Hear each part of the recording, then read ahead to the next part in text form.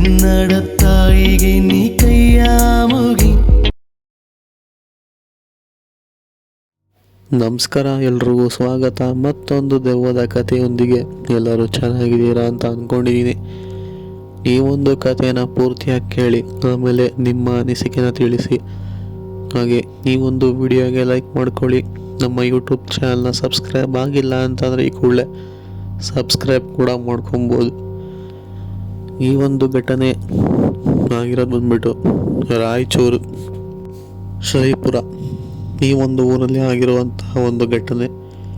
ಈ ಒಂದು ಘಟನೆ ನಮಗೆ ತಿಳಿಸ್ಕೊಟ್ಟಿರೋ ಬಂದ್ಬಿಟ್ಟು ಆನಂದ್ ಅಂತ ಹೇಳಿ. ಸೊ ಇವರು ಮೂಲತಃ ಅದೇ ಶ್ರೀಪುರದವರೇನೆ.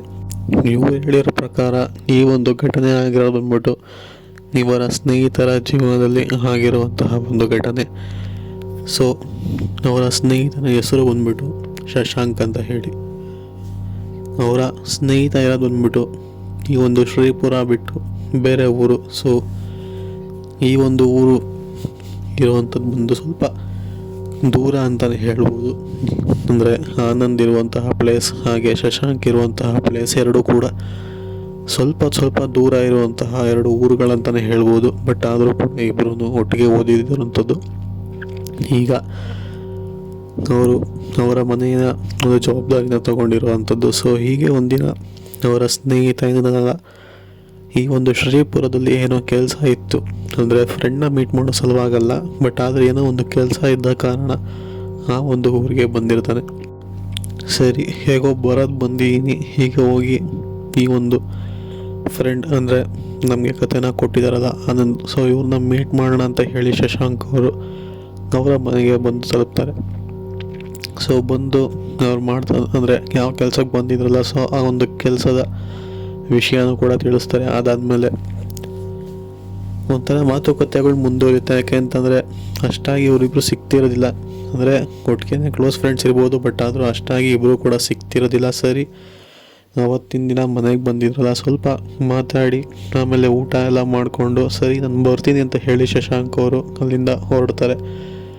ಸೊ ಆ ಟೈಮ್ಗೆ ಆನಂದ್ ಅವರು ಸರಿ ಹುಷಾರು ಅಂತ ಹೇಳಿ ಕಳಿಸಿರೋ ಅಂಥದ್ದು. ಸೊ ಇವರು ಕೂಡ ಶಶಾಂಕ್ ಅವರು ಗಾಡಿಯಲ್ಲಿ ಬಂದಿದ್ದ ಕಾರಣ ಸರಿ ಅಂತ ಹೇಳಿ ಗಾಡಿನ ಎತ್ಕೊಂಡು ಆ ಒಂದು ಶ್ರೀಪುರನ ಬಿಟ್ಟು ಅವರು ಊರಿಗೆ ಹೋಗೋದಕ್ಕೆ ಶುರು ಮಾಡ್ತಾರೆ. ಸೊ ಅವರು ಬಿಟ್ಟಾಗ ಸಮಯ ಸರಿ ಸುಮಾರು 9:30 9:45 ಆಗಿರ್ಬೋದು. ಸ್ವಲ್ಪ ದೂರನೇ ಇತ್ತು, ಬಟ್ ಆದರೂ ಪಕ್ಕದ ಊರೇ ಅಲ್ವಾ ಅಂತ ಹೇಳಿ ಅಲ್ಲಿಂದ ಹೊರಡ್ತಾರೆ. ಸೊ ಇವರು ಕೂಡ ಆನಂದ್ ಕೂಡ ಕಳಿಸ್ಕೊಡ್ತಾರೆ ಅಂತ ಏನು ಮಾತಾಡೋದಿಲ್ಲ. ಅದಾದಮೇಲೆ ಸ್ವಲ್ಪ ದೂರ ಹೋಗ್ಬೇಕಾದ್ರೆ ಶಶಾಂಕ್ ಅವರು ಅವರ ಮೊಬೈಲ್ನ ಆನಂದ್ ಅವರ ಮನೆಯಲ್ಲೇ ಬಿಟ್ಟಿರೋದು ಅವರಿಗೆ ಗೊತ್ತಾಗುತ್ತೆ.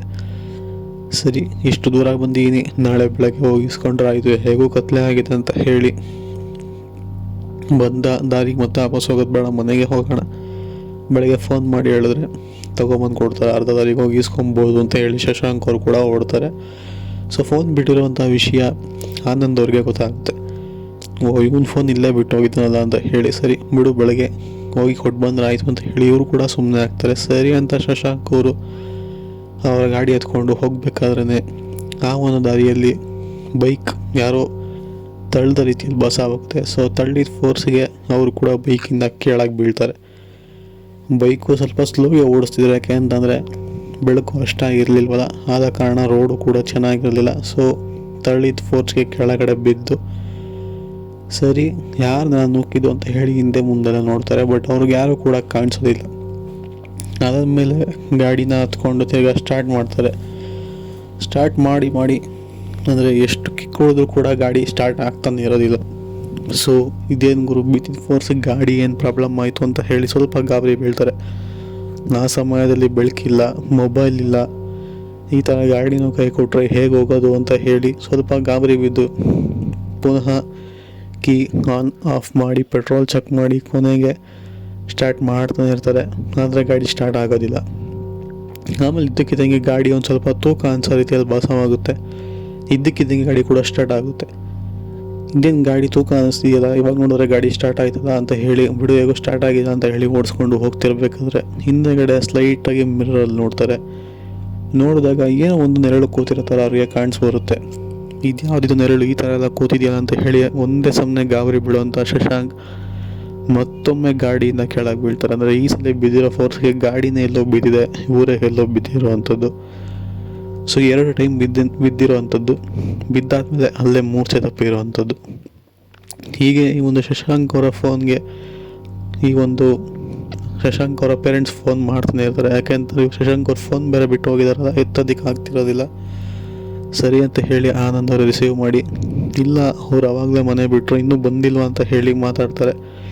ಇಲ್ಲ ಇನ್ನೂ ಗೊತ್ತಿಲ್ಲ ಎಷ್ಟೊತ್ತಾಯಿತು ಅಂತ ಹೇಳಿ ಕತ್ಲೆ, ಆ ಸಮಯ ಬೇರೆ ಸರಿ ಇರೋದಿಲ್ಲ ಅಂತ ಹೇಳಿ ಪುನಃ ಆನಂದ್ ಅವ್ರ ಗಾಡಿನ ಎತ್ಕೊಂಡು ಜೊತೆಗೆ ಮತ್ತಷ್ಟು ಜನ ಸ್ನೇಹಿತರನ್ನ ಹಾಕ್ಕೊಂಡು, ಯಾಕೆಂದರೆ ಕತ್ಲಲ್ಲಿ ಒಬ್ಬರೇ ಬರೋದು ಸರಿಯಲ್ಲ ಅಂತ ಹೇಳಿ ಮತ್ತಷ್ಟು ಜನ ಸ್ನೇಹಿತರನ್ನ ಹಾಕ್ಕೊಂಡು ಓಡಿಸ್ಕೊಂಡು ಹೋಗ್ತಾರೆ. ಆಮೇಲೆ ನೋಡ್ತಾರೆ ಒಂದು ಕಡೆ ಶಶಾಂಕ್ ಬಿದ್ದಿರ್ತಾರೆ, ಮತ್ತೊಂದು ಕಡೆ ಗಾಡಿ ಹೋಗಿ ಬಿದ್ದಿರುತ್ತೆ.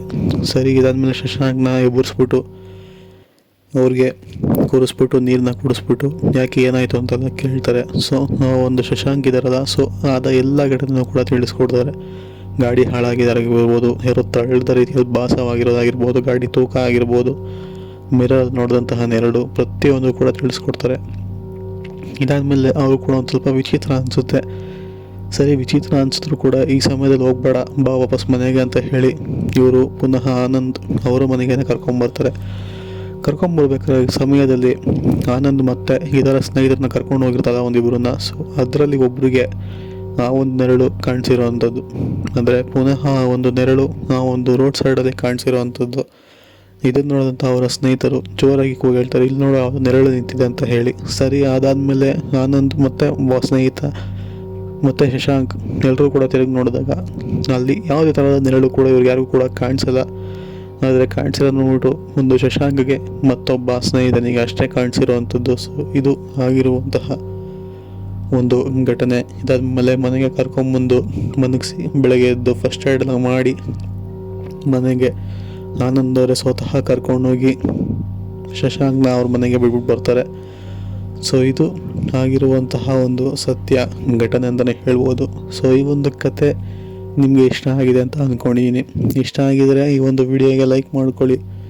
ಹಾಗೆ ಇನ್ನು ನಮ್ಮ ಯೂಟ್ಯೂಬ್ ಚಾನಲ್ನ ಸಬ್ಸ್ಕ್ರೈಬ್ ಆಗಿಲ್ಲ ಅಂತಂದರೆ ಈ ಕೂಡಲೇ ಸಬ್ಸ್ಕ್ರೈಬ್ ಕೂಡ ಮಾಡ್ಕೊಳ್ಳಿ. ಸಿಗೋಣ ಮತ್ತೊಂದು ದೆವ್ವದ ಕಥೆಯೊಂದಿಗೆ. ಅಲ್ಲಿವರೆಗೂ take care, good bye friends.